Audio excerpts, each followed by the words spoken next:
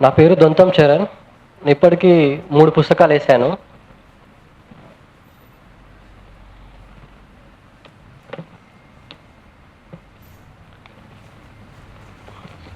నేను ఒక చిన్న కవితతో స్టార్ట్ చేస్తాను. కవిత పేరు దుఃఖాగ్రహం. హరివిల్లు లేదని, పెయింట్ బ్రష్ లేదని నాకేం బెంగలేదు. హరివిల్లు లేదని, పెయింట్ బ్రష్ లేదని నాకేం బెంగలేదు. నా పొట్టలో కొన్ని పేగులున్నాయి. భావోద్వేగాల రంగులద్ది పేగులను హరివిల్లుగా పేర్చగలను. భావోద్వేగాల రంగులద్ది పేగులను హరివిల్లుగా పేర్చగలను. వాటినే పెయింట్ బ్రష్గా మార్చగలను. దుఃఖాగ్రహం నిండిన హృదయాలకు తెలిసినంతగా బాల్యాన్ని చిదిమేసిన వాడికి తెలియదు. దుఃఖాగ్రహం నిండిన హృదయాలకు తెలిసినంతగా బాల్యాన్ని చిదిమేసిన వాడికి తెలియదు. అసలైన ప్రజాయుధాలు ఇలా పుట్టుకొస్తాయో. ఈ కవిత రాసిన సందర్భం పాలస్తీనాలో యుద్ధం జరుగుతుంది కాబట్టి ఈ ఉదయించే ఊపిరి అనే పుస్తకం, ఇందులో 20 కవితలు ఉన్నాయి. 20 కవితలు కూడా పాలస్తీనాలో జరుగుతున్న యుద్ధాన్ని నిరంతరం చూస్తూ నేను రాసిన కవితలు.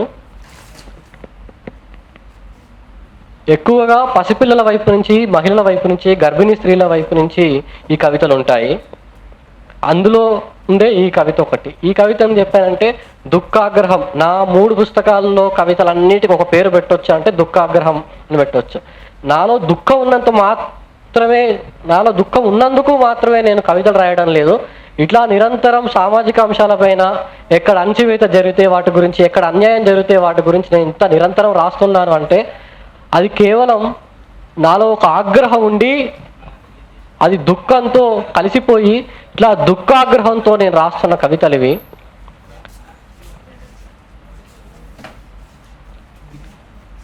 ముఖ్యంగా నేను ఎలాంటివి చూస్తుంటానంటే, ఇప్పుడు ప్రొఫెసర్ జిఎన్ సాయిబాబా గారిని 10 ఏళ్ళు జైల్లో పెట్టి హింసించారు అనేక రకాలుగా. ఆ తర్వాత వరవరరావు కానీ, తర్వాత అమెరికాలో 46 ఏండ్ల నుంచి ఒక మనిషి ఒక చిన్న అగ్గిపెట్ట లాంటి ఒక చిన్న గదిలో బందీ అయి ఉన్నాడు. అతను ఒక కవి, సోషల్ యాక్టివిస్టు, అతను చిత్రకారుడు. ఆ చిన్న గదిలో కూర్చొని అతను అక్కడి నుంచి మనకి కవితలు పంపిస్తున్నాడు, అక్కడి నుంచి చిత్రాలు వేసి పంపిస్తున్నాడు బయట లోకానికి. ఇంకా గ్రామ్సీ, వీళ్ళందరినీ చూస్తూ నేర్చుకుంటూ ఉన్నవాడిని. వీళ్ళందరిని ఎక్కువ చూడడంలో నన్ను ఒక ఇంటర్వ్యూ చేసిన ఒక మిత్రుడు కూడా ఏమన్నాడంటే, ఉద్యమాల ప్రభావం కంటే కూడా ఉద్యమకారుల ప్రభావం నీ మీద ఎక్కువ ఉంది అంటే అవును అన్నా. ఇలాంటి ఉద్యమకారులను చూసుకుంటూ నేను ఉద్యమాలని చదువుకోవడం జరుగుతుంది. ఇప్పుడు పాలస్తీనాలో కూడా మా నేల నుంచి బయటికి వెళ్ళడానికి మరేమీ మిగిలి లేదు, కేవలం కవిత్వం తప్ప అని అక్కడ పాలస్తీనా కవులు చెప్తున్నారు. అంటే కవిత్వం తప్ప ఈ నేల నుంచి బయటికి వెళ్ళడానికి ఇంకేమీ లేదు, శవాలు కూడా అక్కడే పాత పెడుతున్నారు. సో కవిత్వం పాత్ర ఏమిటి అని మనం చాలా లోతుగా ఆలోచించాల్సిన అవసరం ఉంది. ఇప్పుడు అమెరికా వాడు మనం చెప్తున్నాడు, యుద్ధ సామాగ్రి మాత్రమే కాదు యుద్ధాన్ని కూడా మేము ప్రొడ్యూస్ చేస్తాము అని యుద్ధాన్ని నిర్మిస్తున్నారు అని అమెరికా వాళ్ళు. అలాంటి యుద్ధ కాలంలో నిలబడి ఇంకా మరిన్ని యుద్ధకాలపు కవితలు ఇంకా నేను ప్రొడ్యూస్ చేయాలనుకుంటున్నాను. ఎట్లా అంటే poetry is a brutal witness అని మౌమిత అని చెప్తుంది. అంటే కవిత్వం ఒక క్రూరమైన సాక్ష్యం అని చెప్తుంది తను. అట్లాంటి ఎన్నో క్రూరమైన సాక్ష్యాలను మనం ఈ సమాజానికి ప్రొడ్యూస్ చేయాలనిపిస్తుంది. ఇప్పుడు ఈ సభలో ఎంతమంది చప్పట్లు కొట్టారో అందరికీ తెలుసు. ఎవరైనా ఒక జోక్ వేస్తే ఎంతమంది నవ్వారో అందరికి తెలుసు. కానీ ఎంతమంది ఏడుస్తున్నారో ఇక్కడ నిలబడ్డ కొందరికే తెలుసు.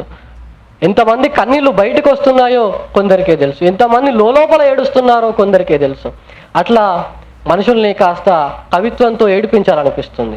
అసలు చలనమే లేకుండా, హృదయానికి తడియే లేకుండా, స్వార్థంతో ఒక పోటీ ప్రపంచంలో కొట్టుకుపోతున్న ఈ మనుషుల్ని ఒక మనిషిగా మరో మనిషిని మానవీకరించడానికి నాకు ఈ కవిత్వం ఒక ఆయుధంగా పనికొస్తుంది అనిపిస్తుంది.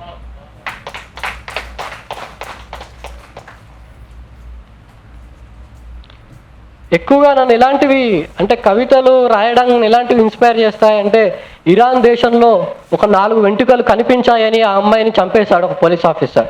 పెద్ద విప్లవం జరిగింది, మహిళలందరూ రోడ్ల మీదకి వచ్చారు. ఆ జుట్టు 4 వెంట్రుకలు కనిపిస్తేనే ఒక మనిషిని కాల్చి చంపేస్తే అక్కడున్న మహిళలు ఏం చేశారంటే జుట్టుని కత్తిరించి, ఆ తల వెంట్రుక అన్నిటి కత్తిరించి ఒక కర్రాకు జెండాగా ఇట్లా కట్టి నల్లని తెల వెంట్రుకల జెండాని ఎగరవేశారు వాళ్ళు ఇరాన్లో. నాకు అలాంటివి నాకు బాగా ఇన్స్పిరేషన్ అనమాట. సో ఇవన్నీ మనం కవిత్వం రాస్తాము. ఏది అణచివేస్తున్నాడో అది మనం తీసుకుని నా కవిత్వంలో జెండాగా ఎగరవేస్తాను అంటాము. కానీ వాళ్ళు అక్కడ రియాలిటీలో చేసి చూపించారు. నాకు అట్లాంటివి బాగా ఇన్స్పిరేషన్ మన కవితలు రాయడానికి. ఇంకా కవితలు నేను అప్పటికప్పుడు రాస్తూ ఉంటాను. మణిపూర్ మీద జరిగినా కానీ, ఇప్పుడు యుద్ధం అక్కడ బాంబులు పడుతున్నా కానీ, ఎవరైనా జైలు వేసా కానీ అప్పటికప్పుడు నేను కవితలు వస్తూ ఉంటాయి నాకు సహజంగా. కానీ స్టాన్ స్వామి విషయంలో అతన్ని జైల్లోనే చంపేస్తే నేను కవిత రాయలేదు. ఎప్పుడు రాశానంటే అతను 2వ వర్ధంతి రోజు రాశాను. అంటే ఆ 2 సంవత్సరాల కాలం పాటు నన్ను వెంటాడుతూ ఉంటాయి. స్టాన్ స్వామి విషయం ఒక్కటే కాదు, ఇంకా అనేక విషయాలు నిరంతరం వెంటాడుతూ ఉంటాయి. దాని అవుట్పుట్ ఇవ్వాలి మనం ఏదో ఒక రకంగా. స్టాన్ స్వామి కవిత అతను 2వ వర్ధంతి రోజు రాశాను అనమాట. అట్లా ఇంకొకటి, ఇందులో మణిపూర్ గురించి రాసిన కవితలో చాలామంది చదివారు కానీ చాలామంది గ్రహించలేకపోవచ్చు. మణిపూర్ కవిత, మణిపూర్ ఒక్కటే సీతలే అనేకం అనేది ఆ కవిత శీర్షిక పేరు. అది ఎక్కడి నుంచి తీసుకున్నాను ఆ ఫార్మాట్ అంటే, వందే మాతర గీతాన్ని డీకోడ్ చేశాను. వందే మాతర గీతంలో ఏ సమాజం అయితే అద్భుతంగా ఉంటుంది, ఏ దేశం అయితే, ఏ దేవతలతో నిండిన దేశం అయితే అద్భుతంగా ఉంది అని అక్కడ వందే మాతర గీతంలో చెప్తున్నాడో దాన్ని డీకోడ్ చేయాలనిపించి మణిపూర్ ఒక్కటే కానీ సీతలే అనేకం అనే కవిత రాశాను. ముఖ్యంగా నేను ఎక్కువ రాసిన కవితల్లో అణచివేతకు వ్యతిరేకంగా ఉంటాయి. బాగా ధిక్కారమైన కవితలు ఎక్కువ రాశాను. ఈ మధ్య పిల్లల గురించి, మహిళల సమస్యల గురించి ఎక్కువ రాస్తున్నాను.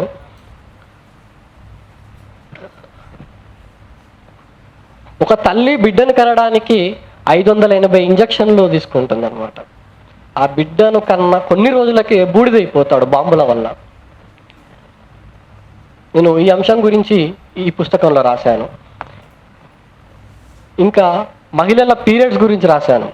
ఇక్కడ నగరంలో అంటే యుద్ధము లేని ఒక నగరంలో, అంటే బాంబుల యుద్ధము లేని ఒక నగరంలో మహిళల సమస్యలు రాయడం చాలా చాలా తేలిక. అందరు రాస్తారు, స్కూల్ పిల్లలు కూడా రాస్తారు. కానీ ఒక యుద్ధ క్షేత్రంలో యుద్ధం జరుగుతుంటే, బాంబులు పడుతుంటే, రొట్టె ముక్కలు కూడా లేని ఒక స్థితిలో మహిళలు, అమ్మాయిలు ఎవరిని అడుగుతారు? ఒక ముస్లిం సొసైటీలో, నాకున్న అవగాహన ప్రకారం ఒక ముస్లిం సొసైటీలో ఒక ఎంత ఎడ్యుకేటెడ్ ఫాదర్ అయినా, ఒక ఎంత ఎడ్యుకేటెడ్ ఉమెన్ అయినా ఒక శానిటరీ ప్యాడ్ కావాలి అని అడగలేని ఒక స్థితి ఉంటుంది ముస్లిం సమాజంలో, నా అవగాహన. అలాంటి పాలస్తీనా, సిరియా, ఇరాక్ ఇలాంటి దేశాలలో ఒకవైపు బయట జరిగే యుద్ధం ఒకటి, వాళ్ళ పొట్టలో జరిగే ఇంటర్నల్గా అది కూడా it's a type of war అని నేను అనుకుంటాను. అది కూడా ఒక యుద్ధం. ఇట్లా రాయాలనిపించింది. ఇంకా యుద్ధం జరిగేటప్పుడు ఎందరో పసిపిల్లలు చనిపోతున్నారు. ఒక కవిత ఉంటుంది, నేల లేని గాలి లేని దేశంలో కాసిన్ని పాలు మాత్రమే మిగిలాయి, నేను శవంగా మారబోయే ముందు ఏ శవానికి పాలు పట్టాలో అర్థం కావట్లేదు అంటే తల్లి. అంటే ఆ మిగిలిన కాసిన్ని పాలు కూడా ఎవరికి పట్టాలో తనకు తెలియట్లేదు. చూసిన నేల మొత్తం, ఆ పాలస్తీనా మొత్తం శవాలే ఉన్నారు, పసిపిల్లలు లేరు అక్కడ పాలు పడదామంటే. పాలు ఇంకిపోతున్నాయి, సహజంగా ఇంకిపోయేవి కావు, యుద్ధంలో బాంబుల వల్ల ఇంకిపోయేస్తున్నాయి పాలు. నాకేమనిపిస్తుంది అంటే, నేను ఇందులో ఉన్న కవితలు కూడా, ఇంకా రాయబోయే ఇలాంటి కవితలు కూడా కేవలం అక్కడ ఉన్న జర్నలిస్టుల వల్ల నేను రాయగలిగాను అనిపిస్తుంది. ఎంతోమంది జర్నలిస్ట్ చనిపోయారు. ఒక యుద్ధాన్ని వాళ్ళు రికార్డు చేసి, అదొక పాలస్తీనా వార్ అంటే జెనోసైడ్. ఇంక మనం ఎవరు వెళ్ళి ప్రత్యేకంగా డాక్యుమెంటరీ చేయాల్సిన అవసరం లేదు. It's a documented war. నిత్యం డాక్యుమెంట్ జరుగుతూనే ఉంది. నేను రోజు నిత్యం దాన్ని చూస్తూనే ఉన్నాను. సోషల్ మీడియాలో ఒక వీడియో పెడితే పొద్దున్నే ఏంట్రా ఈ వీడియో, మేము ఇంకా రాత్రి దాకా బతకాలి అంటారు. రాత్రి దాకా గడిపే జీవితం గురించి మనం ఆలోచిస్తున్నాం. అక్కడ క్షణానికి ప్రాణాలు పోతున్నాయి. వాటి గురించి మనం పట్టించుకోవడం లేదు. మనం భద్రంగా ఎవరి జీవితాలు వాళ్ళు చూసుకోవాలనే స్వార్థంలో నిండిపోతూ ఉన్నాం. అలాంటి వాళ్ళని నేను తట్టి లేపాలి, అలాంటి వాళ్ళని కాస్త హృదయంతో ఏడిపించాలనిపించింది. ఇంకోటి ఆ జర్నలిస్టుల వల్ల నేను కవితలు రాయగలిగాను.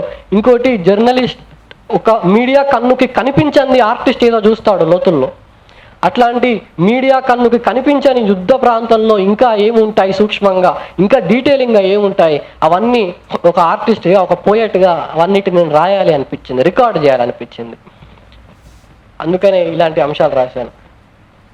ఇంకొక చిన్న పసిపిల్లాడు వాని చేయి తిరిగిపోయి ఉంటుంది యుద్ధంలో. వాని చేయి తిరిగిపోతే వాడు చెప్పే మాటలు ఏమిటంటే, ఈ ఒంటరి చేతితోని ఊడిపోయిన మరో ఒంటరి చేతిని పట్టుకొని ముద్దాడాలి అంటాడు. అదే కవిత్వం. నిజంగా నాకు ఈ చేయి పోతే కనుక నేను అంత పట్టించుకోను, ఈ ఏజ్లో కానీ ఈ మైండ్ సెట్తో కానీ పట్టించుకోను. ఒక చెయ్యి ఉందిగా చాలు, చేయాల్సిన పనులు చాలా ఉన్నాయి, ప్రాణం ఉంది కదా అనుకుంటాను. నేను మళ్ళీ ఆ చేతును వెతుక్కొని ఆ బూడిద కుప్పల్లో అతికించుకోవాలి, ముద్దాడాలనేది నాకు రాదు. ఎందుకంటే ఆ పసితనం రావలేదు. ఆ పసిపిల్లలో ఉండే అమాయకత్వం, ఆ పసితనాన్ని ఆ లోతుల్లో చూడాలనిపించింది. నేను అందుకే ఆ అంశాన్ని కవిత్వం చేశాను. ఇలా ముందు మాట రాస్తూ ఒకరు ముందు మాట రాస్తూ అన్నారు ఏంటంటే, కేవలం వార్తలుగా మిగిలిపోయిన బూడిద కుప్పలను కవిత్వీకరించడం చాలా కష్టం అని. వార్తల్లోకి ఎక్కనివి, ఇంకా వార్తల్లోకి కూడా రాని అంశాలను నేను రాయాలనుకుంటున్నాను. అది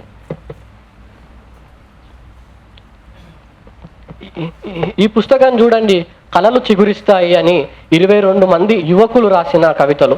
పాలస్తీనాకి సంఘీభావంగా, యుద్ధానికి వ్యతిరేకంగా 22 యువకవులు రాసిన కవితలు. ఇట్లాగే మా యువకవులకు అందరికీ నేను కోరుకునేది ఏమిటంటే, అక్కడెక్కడో పాలస్తీనాలో జరుగుతున్న యుద్ధానికి మనం మానవీయంగా, సంఘీభావంగా కవితలు రాస్తున్నాం. ఇదే మన భారతదేశంలో యుద్ధం జరుగుతుంది ఆదివాసుల మీద. రోజు డ్రోన్లతో బాంబుల దాడి జరుగుతుంది. ఈ ఆదివాసుల గురించి చూడాలి, పట్టించుకోవాలి. ఇట్లాగే ఆదివాసుల గురించి కూడా సంఘీభావ కవితలు ఇంకా మరిన్ని రాయాలి. యువ కవులే కాదు, ఉన్న అన్ని వయసుల కవులు కూడా రాయాలని కోరుకుంటున్నాను.